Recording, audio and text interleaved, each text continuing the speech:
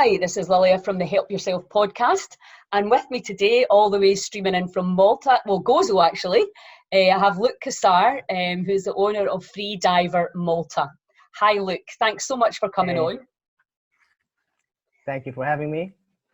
So, what I want to start with, because you're a multi-talented male, and you have not only your freediving business, which includes freediving and spearfishing, which we'll talk about first, but you also teach meditation all over, and you work with doctors in the pain clinic, and you also teach shooting, not birds, which is a very touchy subject in Malta, isn't it?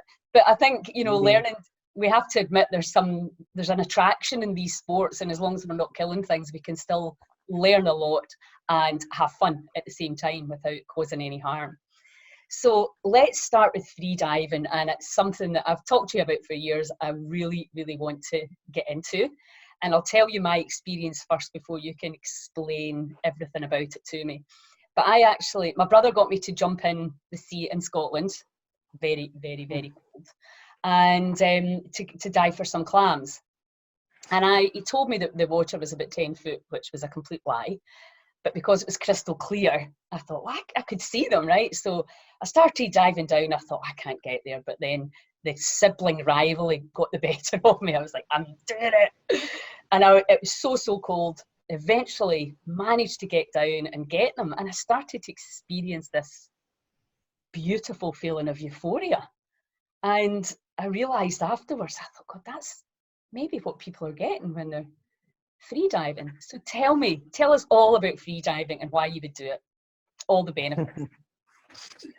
Well, I got into it after I got back from my travels, and I was big into meditation back then, and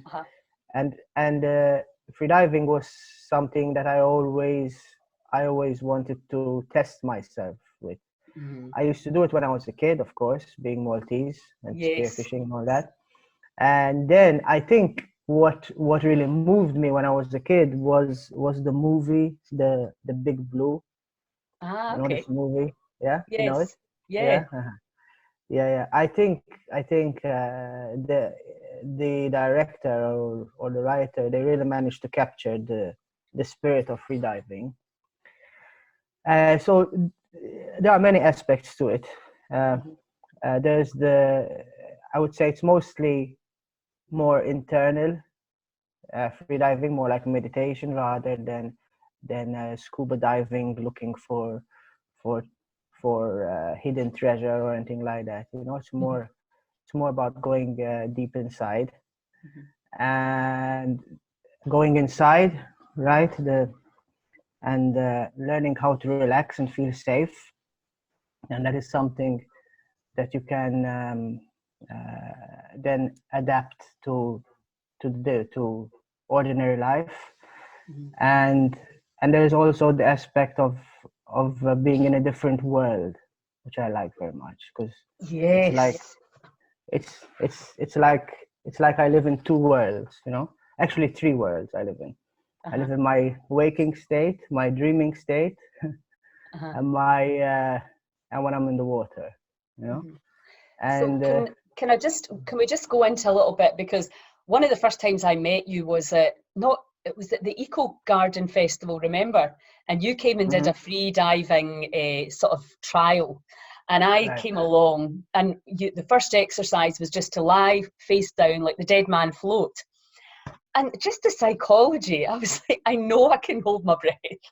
But as soon as I put my face underwater, I was like, all I could think about was coming back up. And I was like, what is wrong with you? Had a few goes at it, and I thought, there's definitely a little subconscious block there with me about going under and not being able to breathe. And do people come to you, and does that come up for them? Fear. Yeah. I would say most of what I teach is really just how to feel safe in the water, which means that you feel like you're a dolphin, right? So a dolphin feels safe in the water because the sea is his home. Doesn't think about holding his breath or anything. Everything just comes natural. Yeah. So I think that is the way to free dive. You have to you have to first really feel that you're in touch with the water, out with the sea, so that you feel safe, and and that you feel like a dolphin basically, or you can choose another kind of spirit animal, like an Uh-huh. octopus or a fish or anything Mm-hmm. that makes you feel like the sea is your home, Uh-huh. and it's like a different. Now you're in a different home, a different world. Ah, nice. Uh, yeah, yeah, yeah, And and what uh, about the and the, breathing? yeah. So the breathing, um, I would say m- most most methods and all that are secondary. So first thing is would be this, to feel safe and at home, and Mhm. you know just love being in the water for whatever reason. Everybody might have a different reason. Right. Then there are all the techniques and the methods and all that. Mm-hmm. So there are breathing techniques and theories, so you would understand the way biologically, the way the body works when you're holding your breath, the state of mind, the correct state of mind to be in, which is again just being relaxed and feeling safe. Mm-hmm. Like not having goals is another one, right? Because if you have a goal, you create tension and Yeah. the stress because you have a goal, so it's stressful to reach that goal, and Right. that's all. It's all not good for freediving. Uh, so uh, so yeah. Um, So, so how long are your courses? How long, what's the sort of minimum time you could come for to get a really good experience of so it? so I do anything from half a day, and half a Uh-huh. day would be like an introduction to freediving. I Yes. would concentrate just on the basics and the static. Static is where you don't move, and you just Uh-huh. hold your breath in the Mm-hmm. water and you don't move. Then I also do a full day Mm-hmm. for people who just want to um, try it out, Mm-hmm. or for people who want to train, or for people who need a refresher, they can come for a day. Uh-huh. Uh-huh. And Uh-huh. then I also do a basic course and an advanced course. The basic one is 3 days, and the advanced course is 3 or 4 days, depends on the student. Uh-huh. And the day consists of meeting early in the morning, typically doing breathing exercises, a bit of theory, understanding what's happening, the pressures, the equalization, the Mm-hmm. techniques, the skills, and then doing a session in the water. Then we'll have a break and relax and recover a bit, and Mm-hmm. then we'll do another similar session and usually finish around sunset. Oh, So beautiful. so it's a long day. Yeah. Yes. Uh-huh. Uh, And what kind of depth would your kind of average Joe go to on the first day? And how so long what's the kind of average time that people yeah, can spend? yeah. So there is really, it's really hard to say. It's really hard Mm-hmm. to say because I've had complete beginners. So they Uh-huh. would they would just know how to swim, but they never wore a mask in their life, and they would go down after 5 days. They would go down to 30 meters, 20 between Wow. 20 and 30 meters, from complete beginners. Uh-huh. And then I've had people who have been spearfishing for a long time, and they're really in touch with the water and all that, and they would struggle to go down to 20 meters, let's say, after three Uh-huh. days. Uh-huh. So, uh, So there's no but average, really. no, but my promise is always that I'll double their depth and double their time. That's a promise. Ah, okay. Well, that's good. That's good enough. So at least you know you're going to get somewhere. Yeah. So I'm really interested in the kind of the feeling that I had, that sort of euphoria and the peace. And I know that you said to me before we started that the connection between all the things that you do. So how deep do you go, and how long can you stay down there? And tell me how it feels. Well, the thing with free diving is that it's a very perishable skill, but you get it back quickly. Okay. So at the moment it's off season, and I'm not training or anything. So I would say I'd go down to about 40 meters now, and I would hold my breath for about 4 or 5 minutes. Wow, down that depth, or for the whole entire. Yeah. Wow. But if I'm training and I'm in my peak, let's say peak of summer, and I'm being serious, I've gone down to 58 meters. What? And it's not, I mean, you know, the world record is more than double that, so Yeah, no, but still pretty deep. Yeah. But I mean, I do this almost every day in So do you go summer, down with your clients? yes, every time. Oh, So every time. every time a student goes down, I go down as a safety. Okay. And safety is something that they will learn right away. Right. How to properly recover from a dive, with the proper breathing, how to buddy properly, what to do if somebody blacks out, and all that. That's something that everybody needs to learn. So there's a lot of emphasis on safety. Yes. But having said this, it's a pretty safe sport when you do a course. I think it's not safe when you know a little, you know. Yeah. If you don't know anything, then it's safe, because you will be very cautious, you know. If you know a little, if you read a bit here and there, and you think you know, then that's when it gets dangerous. Yes. So a course is really eye opener and can really save your life. Yeah. And so when you're down there, do you have a different state of consciousness? I mean, how does it feel? So before the dive, there's a time that we call the breathe up, and that's when you get ready to prepare for the dive. And the breathe up is mostly about relaxation, nothing else. Right. And there is a way how to breathe, mostly doing long exhales to relax the nervous system, to engage the parasympathetic nervous system and slow down the heart, you know. So just going like,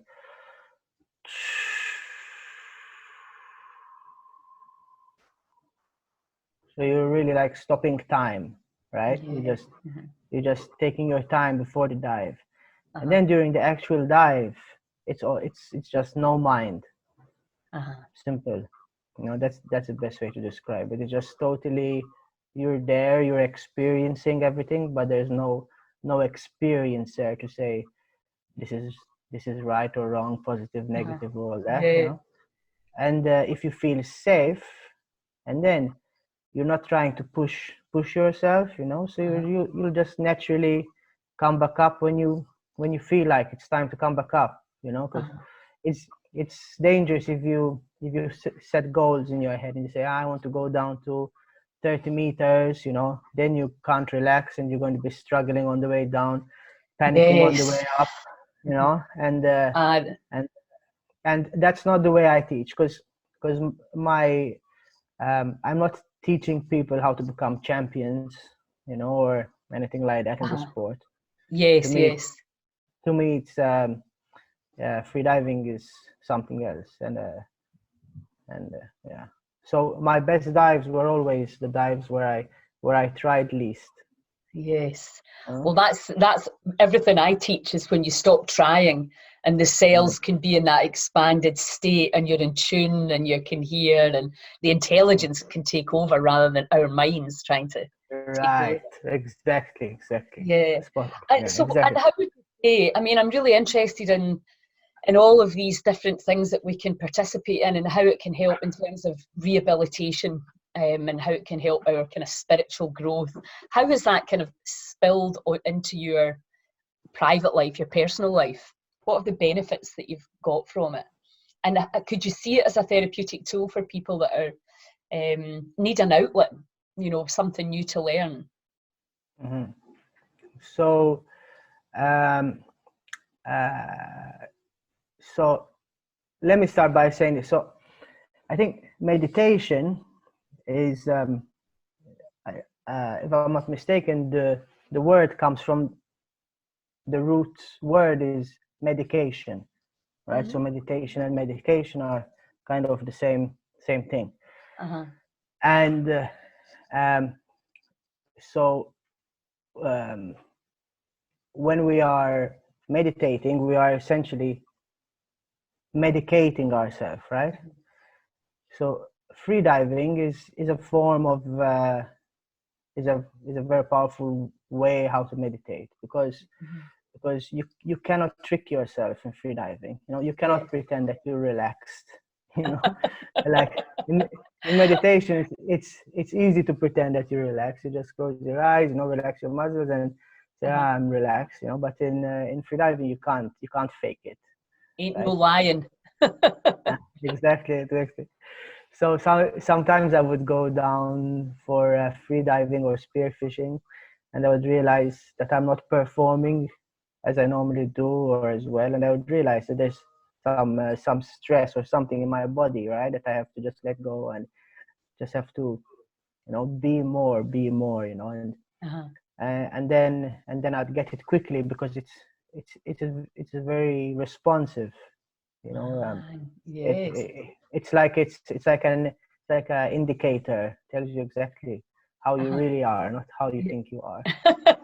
So Brilliant. so and when I do a freediving session for myself, which are quite rare these days because I'm mostly teaching, but when I go for myself and I'm not teaching, which is also very hard, because when I'm with someone, they're always asking questions, and you know what I mean. So in a way, I'm always the teacher. But when I take that away and I just do it for myself, I always feel like I'm reborn after every dive. Sometimes, not even after every session, because the actual dive is similar to dying, I guess. No, because you're holding your breath, and your body then starts to, it's like think that it's about to die, and then you experience like a euphoric state, and you come out, you're alive again, like you know. So the rebirth.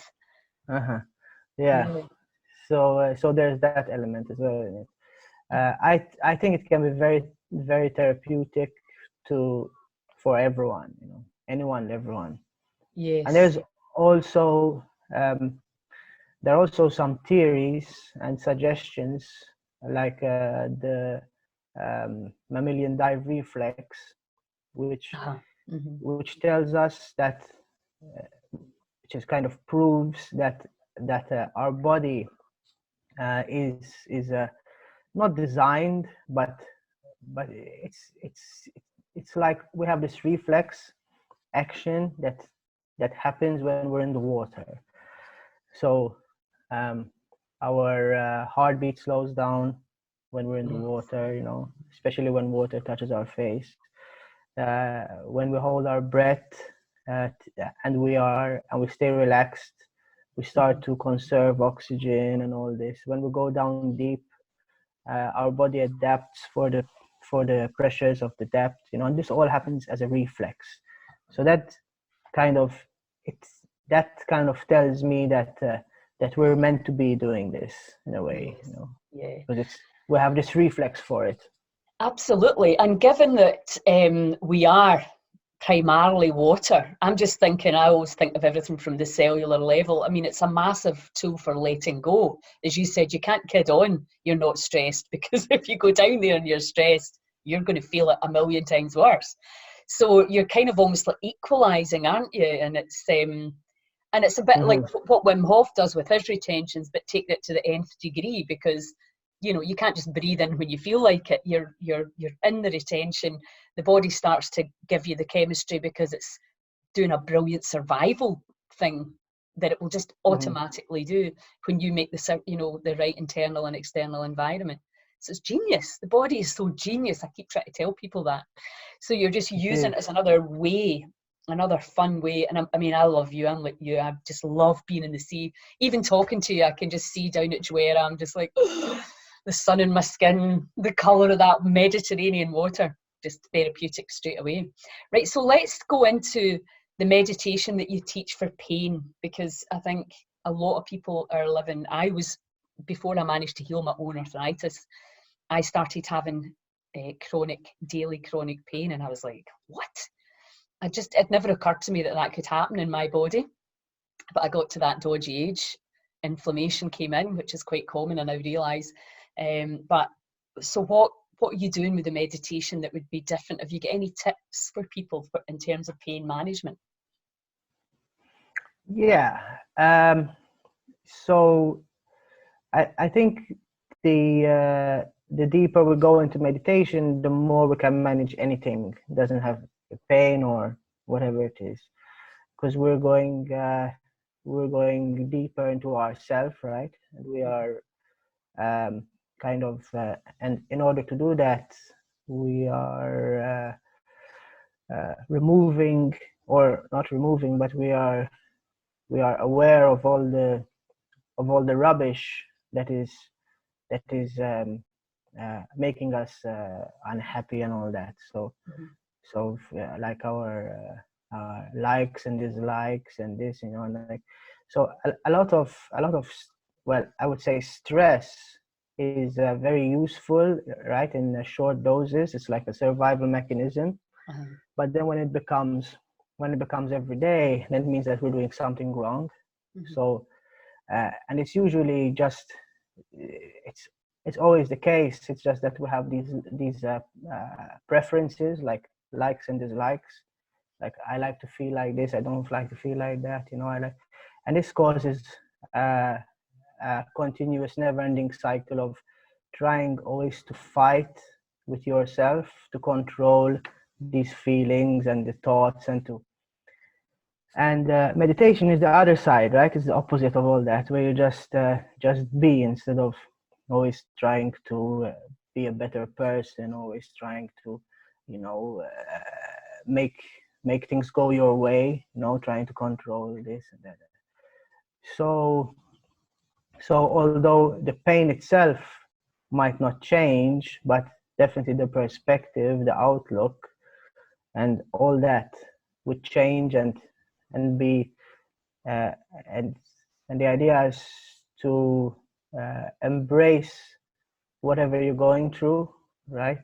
If it's pleasant or unpleasant, and that changes the whole perspective of. Obviously, it's easier said than done. I understand that. Yes. I understand that, but I think there's hope for anyone in any kind of situation with any kind of ailments with meditation, because meditation, when we talk about meditation, we're not talking about any. It's not like a particular gift that some people have and some don't, or it doesn't depend on your intelligence, or it doesn't depend on your circumstances, or your education, or where you are, or if you're this from here or from there. It's just stripping away and going deep inside and stripping away all the crap that we've decided to hold on to, right? So we're just going to so your journey into all of that, was that when you were going to India, you really sort of tapped into that, or did you go to India because of that, or did it happen the other way around? So my journey with meditation started from reading books, I would say. I got fascinated by back in those days. There wasn't much internet or stuff going on online. So I would read a lot of books, and they were more fascinating, right? Because it wasn't mainstream. Yes. and Yeah. and back then I would read anything to do with the mind and the spirit and the occult, and and that's Uh-huh. what got me into that. It was um, just like I wanted to know, you know, Mhm. like can people really do it? Can is this Mhm. is it really possible and all that? Then my first trip was in Thailand, and there I used to frequent some monasteries, learning with monks there. So it was Buddhist. That Uh-huh. was my first real practice. Mhm. Then when I went to India, I learned all the other types of meditation. Yeah. And there are many different types. And you Uh, teach literally all over Gozo and Malta. And where can people find you? If do you do anything online? Do you ever do any online meditations? yeah, I just started doing that now with Great. this You whole need to thing. send me some Uh, links then, and we can uh, I can stream uh, them through our yeah, pages. That'd be yeah, lovely to yeah, get the depth of your experience. It's always lovely to meditate with other people, I think. yeah, So yeah. then the kind of final thing that you're doing right now is teaching people how to shoot not live things, but targets. So tell me how that kind of dovetails in with everything else that you're doing, your meditation and your free diving. And your knife making, I nearly forgot that, making Yeah, knives. Yeah. yeah. It's a cool selection of skills, man. Yeah. Well, they're hobbies, and I think I like them because they bring that. Well, for me, it's yeah, they make me focus, and really concentrate, focus, and be mindful and be aware. Hmm. And so with the shooting is one thing. You really have to concentrate, right? If you want to hit your target and Hmm. relax, and again, you want to be cool under pressure. That's the Yeah, yeah. you know? And Uh-huh. same thing with freediving, Yes. and also with meditation, because meditation is easy to do and when everything is fine, right? And and then when you're under pressure, that's when it counts, I would say. So Yeah. I think the same thing. And Absolutely. It's easy to go with the flow when everything's flowing. It's when everything right, starts to tumble over your head. right, That's right. when you get really challenged. And that's why it's great to learn these things when you don't really need them, I think, but it tends to be we wait until we're in Hmm. complete panic before we start shouting for Hmm. help. So where do you True. do the shooting? Do you do that in Gozo or on Malta? Right, in Gozo. In In Gozo, Gozo. there's a shooting range in Gozo. Uh-huh. It's next to Ramla. Ramla, Ah, yes, of course. the One of beach my there. Yeah, favourite beaches, yeah. yeah. It's Cool. close. It's close to there, Uh-huh. and they usually have. I've got groups of like non-licensed shooters, so they would want to come and just try it out Uh-huh. Uh-huh. for a few hours, and then sometimes there would be licensed shooters Uh-huh. who shoot there, Uh-huh. and I just make sure that nobody gets hurt. Yeah. And that's it. Yeah, that's always good for a shooting business. Yeah.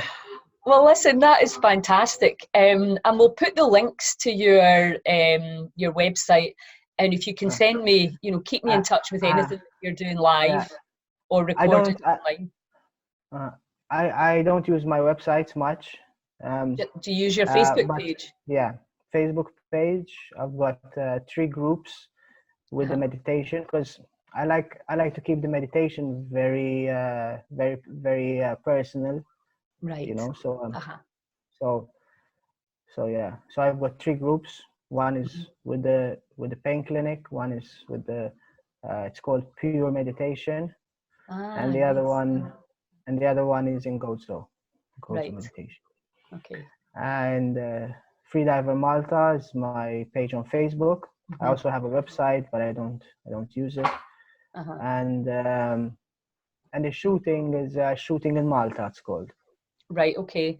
So, and how do you think this whole lockdown stuff is going to affect you? I know you have a lot of Maltese clients, and you know, hopefully when the lockdown eases a bit, you guys will get going again. But in terms of me wanting to come back to Malta, I don't really know how that's going to pan out. It's crazy, isn't it? I don't think anybody knows. No. And if they do know, then yeah, I don't think anybody knows. But time will tell, right? And absolutely, we just have to.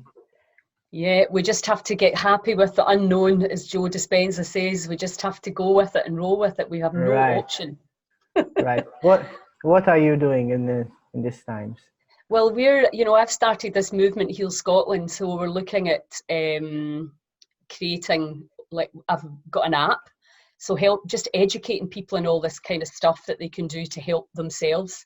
We're looking at setting up a part-time healing community in an ancient oak forest near to my hometown, and we've got a website that's under construction right now.